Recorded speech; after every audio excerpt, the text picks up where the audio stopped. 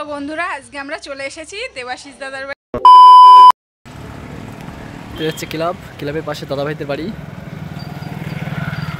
এদিকেও রাস্তা পুরো পাঁচিল দিয়ে ঘেরা। আমি গিন্নি আমার মেয়ে তিনজনে চলে এসেছি।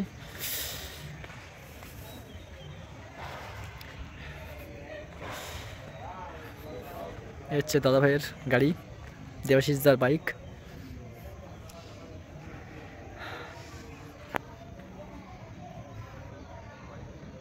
NB block. তো হচ্ছে বাড়ি দাদা ভাইদের, পাকা বাড়ি, আর প্লাস্টার করা হয়নি, নতুন করেছে। বন্ধুরা আজকে আমরা চলে এসেছি দেবাশিস দাদা ভাইয়ের বাড়ি। তো দেবাশিস দাদা ভাই কাজে ব্যস্ত আছে। রুকো যারা, সবার করো। আজকে আমরা চলে এসেছি দেবাশিস দাদার বাড়ি। তো অনেক দিন থেকে আমার ইচ্ছা ছিল দেবাশিস দাদার বাড়ি আসবো। তো যখন দিদিভাই বেঁচে ছিল তখন থেকে তো আমার সেই সময়টা হয়ে ওঠেনি। তো দিদিভাইয়ের যখন অবস্থা খারাপ ছিল তখন আমি হসপিটালে ছিলাম, সেই সময়টাও আমি এসে উঠতে পারিনি। তো ফাইনালি আমিও জানি না আমি নিজে কতদিন বাঁচবো কি জানি না। তো আমার হাজব্যান্ড, না এটা আমার বলতেই হবে, তো আমার হাজব্যান্ড আমাকে বললো যে না তোমারও বেশ কিছু ইচ্ছা আছে, তো আমি ইচ্ছাগুলো পূরণ করার চিন্তা করব। তো আমি ওই জন্য আজকে ফাইনালি দাদাভাইয়ের বাড়ি চলে এসেছি। আর দাদাভাই খুব ভালো মানুষ। তো অনেকের কাছ থেকে অনেক রকম কথা শুনেছি, সেসব কথা কানে নিই না। মানে দাদাভাইয়ের সামনে না আসলে বোঝা যাবে না যে দাদাভাই কেমন মানুষ। খুব ভালো মানুষ। তো দাদাভাই কিছু বলতে চাও যদি? দেখো একটা কথা আছে কি, দিদির আমি যা শুনলাম মানে দিদিরও আমার সিস্টার প্রবলেম আছে, ওইটা অনেকটা মানে ঠিক হয়ে গেছিলো, আবার ওইটা আর এক সাইড দিয়ে শুরু হয়েছে। মানে এটা ভীষণ একটা প্যাথেটিক ব্যাপার, মানে বাজে জিনিস। এখন এই সিস্ট মেয়েদের যা অবস্থা করছে তার জন্য সবাই একটু সাবধানে থেকো, এটা বলতে হয়। আমি বলার কে বলো, আমি জাস্ট একটু বললাম আর কি। তো এই জিনিসটা সাবধানে থাকার পরেও এটা হবে, প্রত্যেক মেয়েরে অনেক সাবধানে। খাওয়া দাওয়ার যে অবস্থা তাতে এইসবগুলো হচ্ছে। তো আমার সিস্টটা পেকে গেছিলো, গিয়ে বাস্ট হয়েছিল। তো সেই সমস্যার থেকে মিটলাম, তো আবার ডান সাইডে সেই সমস্যাই দেখা দিয়েছে। তো ডাক্তারে অনেক কিছুই বলছে। তো আমি ভাবছি যে তো আমি এই চ্যানেল মানে ইউটিউবের মধ্যে আমি জড়াতে চাইনি। তো আমি একটু নিজেকে ফ্রি রাখার জন্যে, মানে খুব ভালোভাবে জীবনযাপন করার জন্যে, হাসি খুশিভাবে থাকার জন্যে ভাবলাম না যে এই ইউটিউবটা আমার করা খুব দরকার। করো ইউটিউব ফেসবুক এসব না করলে হবে, এসব করতে থাকবে তাহলে এন্টারটেনমেন্ট হবে, তুমি সবার সাথে আনন্দে থাকতে পারবে। ফালতু তুমি যখন বসে থাকবা, মানে বলে না সেই ফ্রি মস্তিষ্ক একদম শয়তানের মাথা, তো সেইটা না করে তুমি এতেই ব্যস্ত থাকো, আনন্দে থাকো, তোমার পরিবার নিয়ে সুন্দরভাবে থাকো, সেটা হচ্ছে কথা। আর একটা কথা, আমি কারুর কথা কানে নেই না। অনেকে অনেক কথা বলে, আমি কারুর কথা কানে নেই না, কারণ আমার সময়টা হয়ে ওঠে না। আর যেহেতু আমার হাজব্যান্ড আমাকে সাপোর্ট করছে, এর থেকে বড় কিছু আর চাই না আমি। মানে যে মানুষটার সঙ্গে সারা জীবন থাকবো সে যদি আমাকে সাপোর্ট দেয়, তো আমি আর কারুর কথা কানেই নেব না। টাইমও থাকবে, কি বললো টাইম আমাদের আমার কথা আছে, ইন্দা কুড়ু অন দ্য স্পট, ঠিক আছে? অবশ্যই দাদা যদি বলে তাহলে একদম জায়গায় করো। আর আছে দাদা ভাই বলে দেবেন আমার চ্যানেলটাকে একটু সবাই। তো যারা মানে তোমরা তো সাপোর্ট করছো, আশা করি ভিডিওটা দেখলে একটু প্লিজ, মানে কি বলবো, তোমরা তো যারা দেখছো তাদের তো থ্যাংক ইউ। আর তারপরে আছে যারা দেখছো তারা প্লিজ একটু দিদির ভিডিওগুলো একটু শেয়ার করে দিও, যাতে আরও লোক দেখতে পারে। আর দিদির যে শরীর খারাপের ভিতর দিয়ে তারপরে চ্যানেল চালিয়ে যাচ্ছে, তো আরও দিদিরা যাতে মোটিভেট হয় যে না, এ যদি করতে পারে তা আমি কেন করতে পারবো না। তো সেই জায়গায় থেকে সেও যাতে আনন্দে আগে বাড়তে পারে। সবার ভিতরে এখন যা অবস্থা পরিস্থিতি, মানে আমি শরীর খারাপ কথা বললে না আমার একটু মানে অবস্থা খারাপ হয়ে যায়। আমি কাউকে হয়তো বোঝাতে পারি না, সবাই আমার হাসি মুখটাই দেখো, কিন্তু আমার দুঃখের জায়গাটা কেউ দেখে না। মানে আমাদের মতন মানুষদের ভেতরে অনেক কষ্ট আছে। তো আমরা অনেকে আমাদের ওপরের হাসিটা দেখে মনে করে আমরা খুব খুশি মানুষ, খুব হাসি খুশিতে দিন কাটাচ্ছি, আমাদের মধ্যে কোনো কষ্ট নেই। তো আমরা হাসি খুশি থাকতে চাই। এই যে এই জিনিসটা করছি, এইটাকে করে কিংবা এই ভিডিওটা করছি, যেটাই করি করে আমরা নিজেদের কষ্টটা ভুলতে চাই, এছাড়া কিছু না। সবার ভিতরে আনন্দে ঘোরা যায় আর কি, সবার সাথে কথা বলা যায়, সবাই সুন্দর সুন্দর জায়গা দেখা যায়, সুন্দর সুন্দর জায়গা যাওয়া যায়। কি করবে বাড়িতে বসে, কি চিন্তা করবে না মরে যাবে? সবাই যারা চাও যে কষ্ট পেয়ে মরে যাক, তাদের উদ্দেশ্যে কথা বলি, তোমরাও করো আর তোমরাও ভালো থাকার চেষ্টা করো, পিছনে কাটিয়ে দেওয়ার চেষ্টা করো না, ঠিক আছে? একটুখানি জীবন ভীষণভাবে এনজয় করো, সবার সাথে সুন্দরভাবে মেশো। দেখো কত সুন্দর বাড়িতে ঘরে বসে বসে কাটিয়ে দেওয়ার চেষ্টা করছো যারা, তাদের উদ্দেশ্যে একটাই। তো আরও একটা কথা বলতে চাই, আমার আশেপাশের লোকেরা আমাকে বলছিল যে তুমি হচ্ছে কি যে তুমি হচ্ছে দেবাশিস দাদার বাড়ি যাচ্ছ, দেবাশিস দাদা এখন বড় ইউটিউবার, তোমার সঙ্গে কথা বলবে না এই বলবে না, তো কালকে আমার সঙ্গে একদম পুরো মনে হচ্ছে আমার ভীষণ আপন মানুষ।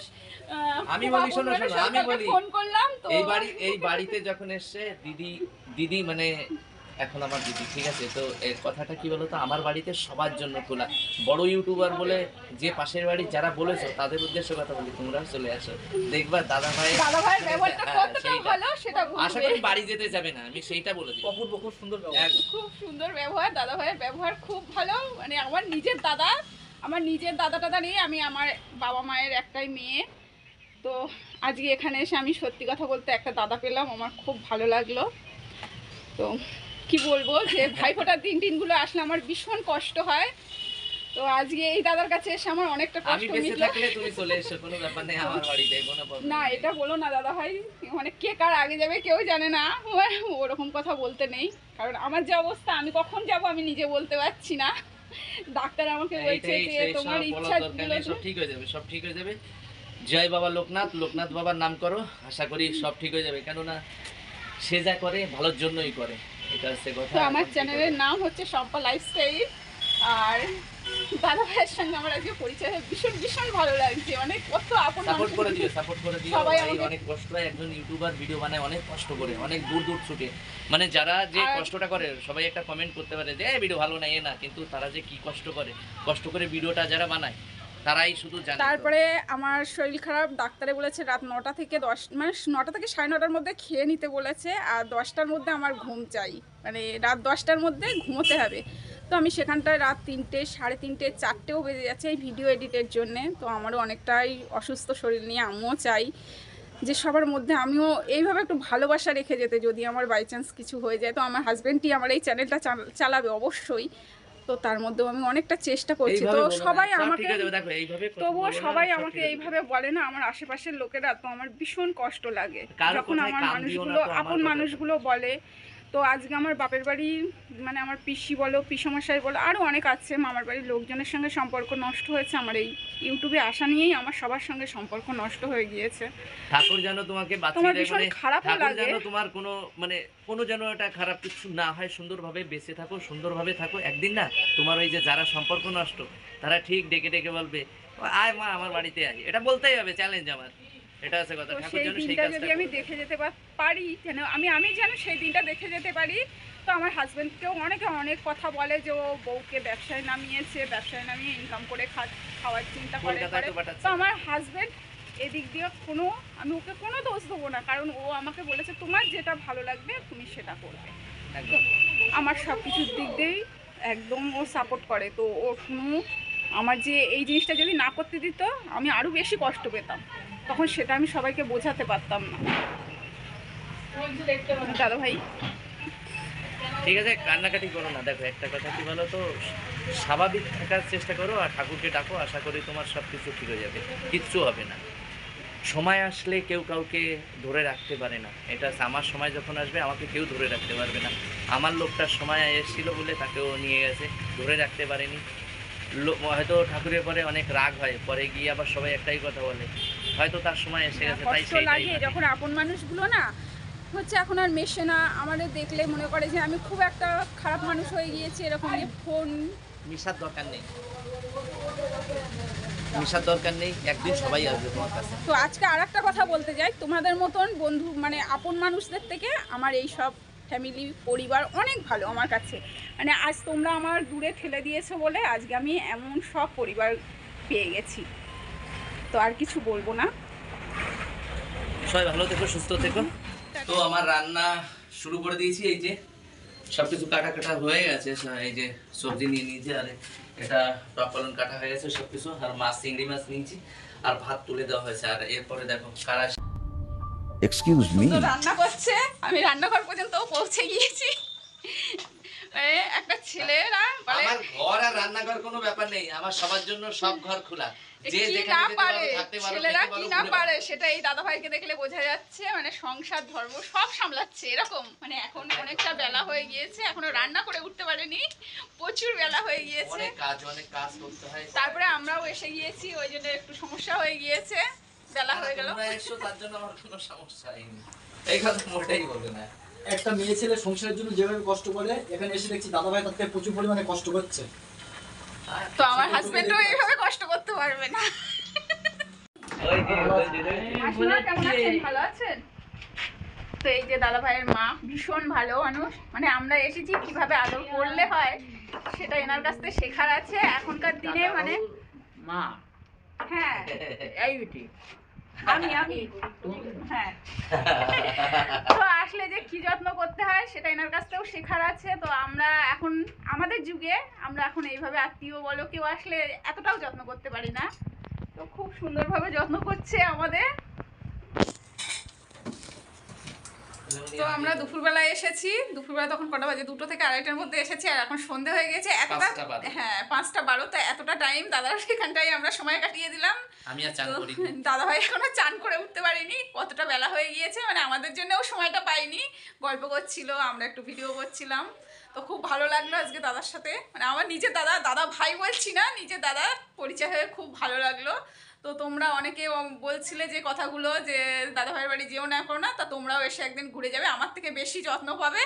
মানে দাদাভাই খুব যত্ন করতে পারে মানুষকে, এই জিনিসটা আজকে আমি দেখলাম যে দাদাভাই এত যত্ন এইটা করছে। চিন্তা করার কিছু নেই যে বড় ইউটিউবার হয়ে গেছে। ইউটিউবার কথাটা এক সাইডে, আর একটা মানুষত্ব মানে মানবিক চিন্তাধারা একদিকে। তো আমরা হচ্ছে মানুষ, তো আমাদের ব্যবহারটা আমার মা বাপ যা আমাকে শিখিয়েছে আমি সেইটা করি লোকের সাথে। ইউটিউবার যে কথাটা ওই সাইডটা আলাদা, ওটা নিয়ে আমি কোনো কিছু, কেন আমার বাড়িতে অতিথি নারায়ণ, আমি সেটাই ভাবি। তো আমি ওইটা ভাবি না যে কি আসলো। আর তোমাদের দিদি বলে গেছে শুনেছো যে আমার বাড়িতে কেউ যদি আসে আমরা কখনো হিংসা করবো না, এইটা আমরা সবসময় দুইজনে বলতে। আর সেটা শিখেছিলাম আমি, যে কখনো কাউকে ছোট করে দেখতে নেই, সবসময় হেল্প করতে হয়। এইটুকানি তুমি যখন কাউকে দিবা না, সেইটা আবার ফেরত হয়ে আসবে তোমার কাছে। তো সেইটা আমাদের মোটিভ ছিল। তো কি বলবো, দিদি এসছে আমাদের বাড়িতে, তার জন্য থ্যাংক ইউ। মানে আমি দেখা করতে যারা আসলে ভীষণ খুশি হই। তো দাদাভাই আজকে আমাকে কথা দেবে আমার বাড়ি কবে যাবে, কারণ এই কথাটা না আজকে আমি এইটা দাদাভাই এইটা আমি বলতে পারবো না যে আমি কবে যাব, কেননা সবাই জানো যারা এখনো লাইনে, মানে যারা আমাকে বলেছে আমার বাড়িতে আসো দাদা, তাদেরই আমি আজকে না কালকে আমি তাদের বলে দিয়েছি সামনের সপ্তাহে একটা দিদির বাড়ি যাব। তা সে দিদিটা একটু মানে শারীরিক দিক মানে আমার একটা ভীষণ ইচ্ছা আছে দাদাভাই একবার অন্তত আমার বাড়ি যাবে। চেষ্টা করবো যাব। আমি বলতে চাই যে এমন সময়টা যেন দাদা ভাই না যায় যে সেই সময়টা আমি দেখতে পেলাম না, তো তার আগে যেন আমার বাড়ি থেকে দাদা ভাই একবার ঘুরে আসুক, আমার ভীষণ ইচ্ছা। তো দেখি দাদা ভাই কবে আমার বাড়ি যাওয়ার কথা বলে। না যাবো যাব সিরিয়াস। তো দাদা ভাই এখনো চান করিনি, তো চান টান করে নিই, অনেকটা সময় হয়ে গিয়েছে, তো আর কিছু বললাম না, তো টাটা। তো দাদা ভাইয়ের মা আমার সঙ্গে অনেক অনেক গল্প করলো, আর অনেকক্ষণ আমার সঙ্গে গল্প করছিল, আমার খুব ভালো লাগছিল। সত্যি দাদা ভাইয়ের মাও খুব ভালো দাদা ভাইয়ের মতন, তো ভীষণ ভালো মানুষ। আমাকে আসতে দিতে চাচ্ছিল না, আর সত্যি কথা বলতে আমারও আসতে ইচ্ছা করছিল না, এমনভাবে আমার হাতটা চেপে ধরে রেখেছিল। তো ভীষণ ভালো লাগছিলো দাদা ভাইয়ের মায়ের সঙ্গে গল্প করে, তো খুবই ভালো লাগলো। তো দাদাভাই আমার সঙ্গে বেশ কিছু শর্ট ভিডিও করলো, আর আমার মেয়ের সাথে দাদাভাইয়ের সঙ্গে যে ভাইটা রয়েছে মানে বাঁধন, তো বাঁধনও বেশ কিছু ভিডিও করলো। তো আমরা তো আর এখনকার দিনের ছেলেমেয়েরা সেইভাবে নাচ টাচ জানি না, তো একটা নতুন নাচ টাচ যা শিখেছে, মানে ও চলছে যেসবগুলো সেই নাচগুলোই আজকে করছিল আমার মেয়ে আর দাদাভাইয়ের সঙ্গে যে থাকে বাঁধন। তো আমার খুবই ভালো লাগছে। বেরিয়ে পড়েছি অনেকটা সন্ধে, মানে 6টা বাজে এখন, তো বেরিয়ে পড়লাম। আর এদিকে দাদা ভাইও কোথাও যাবো না, এখন গাড়ি উঠাবে। আচ্ছা ঠিক আছে, গাড়ি উঠাবো, তাই তো এখনো জামা কাপড়ও থাকতে বললাম, থাকলো না, কি করবো বলো। তো আমি এবার একদিন আসবো, এসে থাকবো। আমি থেকে যাও, ভালোবাসা পেয়েছি, আবার আসবো। তো এতটা ভালোবাসা দিয়েছে, তো আমি আবার আসার চেষ্টা করব এখানে, খুব ভালো লাগলো। তো দাদা ভাই আমাদের বাড়ি যাবে, দেখি কবে যায়। হ্যাঁ যাবো বলেছি, যাবো ঠিক আচ্ছা আছে, দেখা হবে সবার সাথে, একটু দেরি হবে, এই আছে ব্যাপার। এই মাসে না যাই 3 মাস এইদিকে নাচ হচ্ছে, মানে নিচে দাও। তো কোন মাসে যাওয়া হবে দাদা ভাই? 2-1 মাস পরে যাবো। আচ্ছা 2-1 মাস পরে মানে যাবে। লাইনে আরো লোকের বাড়ি যাওয়া আছে, তো এই জন্য। আচ্ছা ঠিক আছে, দেখা যাক। রাত 12টার পরে হ্যাপি নিউ ইয়ার। রাত 12টার পরে হ্যাপি নিউ ইয়ার। कौन है ये लोग? कहाँ से आते हैं ये?